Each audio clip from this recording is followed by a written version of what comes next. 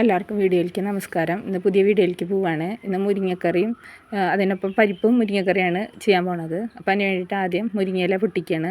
അപ്പോൾ നമ്മുടെ വീട്ടിലുണ്ടായ മുരിങ്ങയാണ്. അപ്പം അറിയാമല്ലോ, നല്ല വിറ്റാമിനൊക്കെ ഉള്ളതാണ്.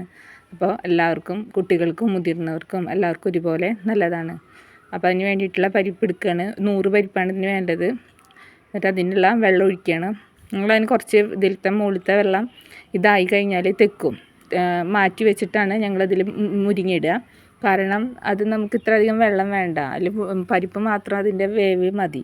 ബാക്കിയുള്ള വെള്ളം ഊറ്റിയിട്ട് ഞങ്ങൾ മാറ്റി വയ്ക്കുക. അത് സാമ്പാറിന് മാറ്റി വയ്ക്കുക ചെയ്യാറ്. എന്നിട്ട് ഒരു 5 വിസിൽ വരണ വരെ പരിപ്പ് നന്നായി വേവിക്കുക. അതാണ് ഇപ്പോൾ ചെയ്യണത്. അത് കഴിഞ്ഞാൽ മിക്സിയിൽ നമ്മൾ ഒരു ഗ്ലാസിൻ്റെ അളവിലുള്ള തേങ്ങയാണ് ഞങ്ങളിപ്പോൾ ഇതിനെ എടുത്തിട്ടുള്ളത്. ഒരു 4 പച്ചമുളകും അതിൽ തന്നെയാണ് ഉപ്പിട്ട് കൊടുക്കുന്നത്. അത് എരിവിൻ്റെ ആവശ്യത്തിന് ഉപ്പിട്ട് കൊടുക്കുക. എന്നിട്ട് മിക്സിയിൽ നമ്മൾ അരച്ച് നന്നായി പേസ്റ്റ് പോലെ അരച്ചെടുക്കുക.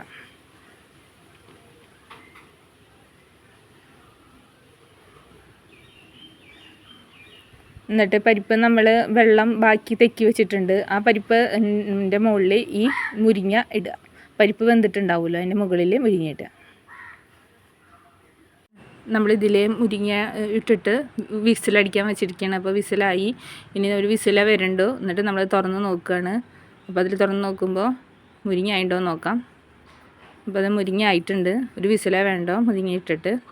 അപ്പം മുരിങ്ങയുടെ ഇല ഇട്ടിട്ട് ആയിട്ടുണ്ട്. അപ്പോൾ മുരിങ്ങയുടെ ഇല ഇട്ടപ്പോൾ നമ്മൾ നേരത്തെ അരച്ച് വെച്ചിട്ടുള്ള പേസ്റ്റ് ആക്കിയിട്ടുള്ള തേങ്ങ, പച്ചമുളക്, ഉപ്പും കൂടി ചേർത്തിട്ടുള്ള പേസ്റ്റ് ഇതിലിടുകയാണ്. ഇതിലിട്ടിട്ട് നമ്മൾ തിളപ്പിക്കുകയാണ്. അത് തിളപ്പിക്കുന്നതിന് മുന്നേ നന്നായി ഇളക്കി നമ്മൾ യോജിപ്പിക്കണം. അപ്പോൾ നന്നായി ഇളക്കുകയാണ്. നന്നായി ഇളക്കിയാലാണ് അത് എല്ലായിടത്തേക്കും ആവുള്ളൂ. അപ്പോൾ കട്ട പിടിക്കാണ്ട് കിട്ടുള്ളൂ.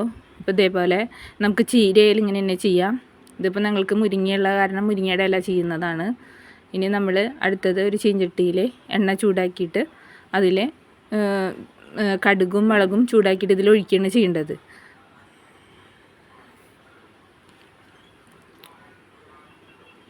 അപ്പോൾ അടുത്ത ചീഞ്ചട്ടി വെച്ചു അപ്പുറത്ത് തന്നെ. എന്നിട്ട് അതിൽ കടുക് ഇടണം. കടുക് ഇട്ട് കഴിഞ്ഞാൽ അവസാനമാണ് മുളകിടുക. ആദ്യം മുളകിടരുത്, മുളകിട്ട് കഴിഞ്ഞാൽ കരിഞ്ഞ് പോവും. അപ്പോൾ അത് മുളകിനൊരു മൂത്തട്ട് വേണം ഇതിൽ ഒഴിക്കാൻ, അല്ലെങ്കിൽ പച്ചയിൽ ഒഴിക്കാൻ പാടില്ല. അപ്പോൾ മുളക് ഇട്ടതിന് ശേഷം മൂത്തട്ട് മാത്രമേ നമുക്ക്, മുളക് മൂത്താൻ ഒരു മണം വരും. അപ്പോൾ മാത്രമാണ് അത് ഇതിലേക്ക് ഒഴിക്കാൻ പറ്റുള്ളൂ. അപ്പോഴാണ് നല്ല ടേസ്റ്റ് വരിക കൂട്ടാൻ. അങ്ങനെ നമ്മൾ മൂത്തു നോക്കുകയാണ് മുളക്. അപ്പം ഈ മുളക് ഇട്ട് കഴിഞ്ഞാൽ തീ കുറച്ച് വയ്ക്കണം ചീഞ്ചട്ടി, അല്ലെങ്കിൽ ചിലപ്പോൾ കരിഞ്ഞ് പോവും. മുളകിൻ്റെ നിറം ഒരു മുരിഞ്ഞ കളറിൽ വരും ചെയ്യും. അപ്പോഴാണ് നമ്മൾ അതിലേക്ക് ഒഴിക്കുക. അങ്ങനെ ആയിക്കൊണ്ടിരിക്കുകയാണ് നമ്മുടെ കൂട്ടാൻ. അപ്പോൾ അതിലേക്ക് നോക്കിയപ്പോൾ ആയിട്ടുണ്ട്. പിന്നെ അതിലേക്ക് കണ്ടില്ലേ, ഈ അങ്ങനത്തെ ഒരു കളറ് വരണം. അപ്പോഴാണ് അത് ശരിക്കും ആവുക. അതിപ്പോൾ നമ്മളായിട്ടുണ്ട്. അങ്ങനെ ആയിട്ടുള്ളതാണ് കൂട്ടാൻ.